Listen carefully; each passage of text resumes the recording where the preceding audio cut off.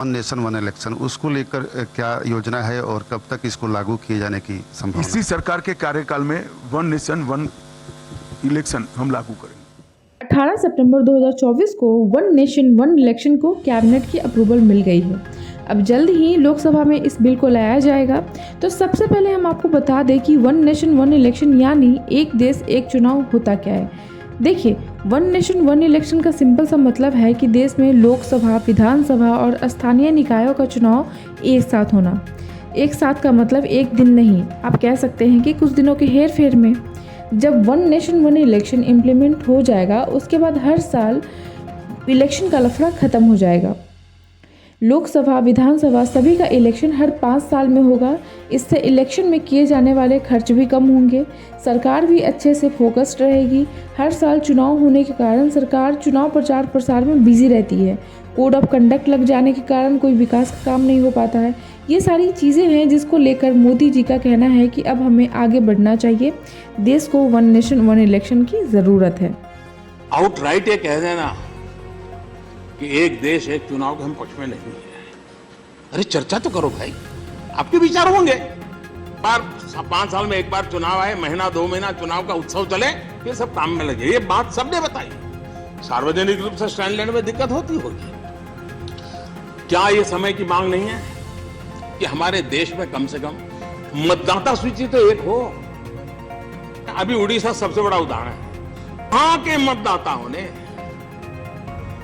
लोकसभा के लिए एक मतदान किया, विधानसभा के लिए दूसरा मतदान किया। इसका मतलब हमारे मतदाताओं को एक ही समय विवेक बुद्धि का पूरा है। हम आपको बता दें कि वन नेशन वन इलेक्शन का कॉन्सेप्ट कोई नया नहीं है। जब हमारा देश आज़ाद हुआ था, उसके बाद 1952, 1957, 1962 एंड 1967 में लोकसभा और विधानसभा के चुनाव एक साथ होते थे। मतलब ये कि उस टाइम में वन नेशन वन इलेक्शन था। लेकिन जब 1968 आया और 1969 आया, उस टाइम में कई विधानसभाएं समय से पहले ही भंग कर दी गई और कई नए राज्य बनने लगे, राज्यों का पुनर्गठन हुआ। ये सारी वजहों से वन नेशन वन इलेक्शन की परंपरा जो है सो वो टूट गई।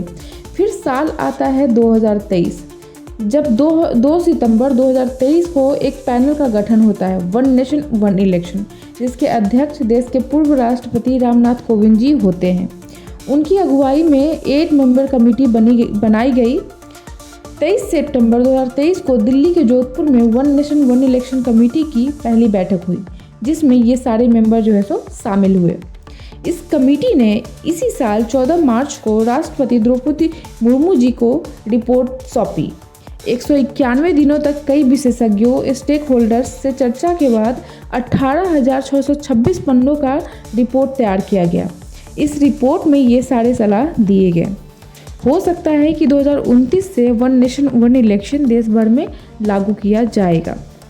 दुनिया में और भी देश हैं जहां पे वन नेशन वन इलेक्शन जो है सो इम्प्लीमेंटेड है, जिसको देख करके ये सारी रिपोर्ट्स तैयार की गई हैं। तो उन देशों में Sweden, Germany, Belgium, Japan, Philippines, Indonesia, south Africa शामिल है। इन्हीं सारी देशों में को देख करके ये रिपोर्ट्स जो है सो तैयार किए गए हैं कि ये सारी देशों में already one nation one election implemented है।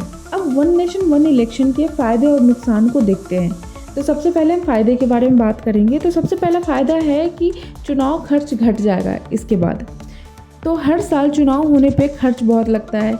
लोकसभा का अलग, विधानसभा का अलग खर्च होता है। जब चुनाव एक साथ होंगे तो चुनाव के लिए अलग से खर्च नहीं करना पड़ेगा। बार बार आचार संहिता से मुक्ति मिलेगी।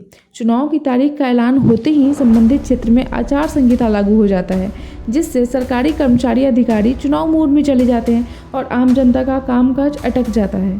और जब one nation one election implement हो जाएगा तो इससे बार बार लगने वाली आचार संहिता से भी मुक्ति मिल जाएगी। तीसरा है विकास कार्यों में भी तेजी आएगी। चौथा फायदा है कि काले धन पर लगाम होगा। चुनाव के दौरान अक्सर जांच एजेंसी द्वारा काले धन के उपयोग को लेकर आरोप लगते हैं। ऐसे में एक देश एक चुनाव होने पर इस तरह के आरोप जो है सो नहीं लगेंगे, इस पर रोक लग जाएगी। अब हम इसके नुकसान के बारे में बात करेंगे, मतलब कि सरकार के पास कितनी सारी चुनौतियां हैं। ठीक है, तो सबसे पहला है वोटिंग पैटर्न पे असर पड़ेगा। भारत में लोकसभा और विधानसभा चुनाव अलग अलग मुद्दों पे लड़े जाते हैं। यदि एक ही चुनाव होता है तो इससे वोटिंग पैटर्न का मुद्दा बदलेगा। और इससे स्थानीय पार्टियों को नुकसान उठाना पड़ेगा।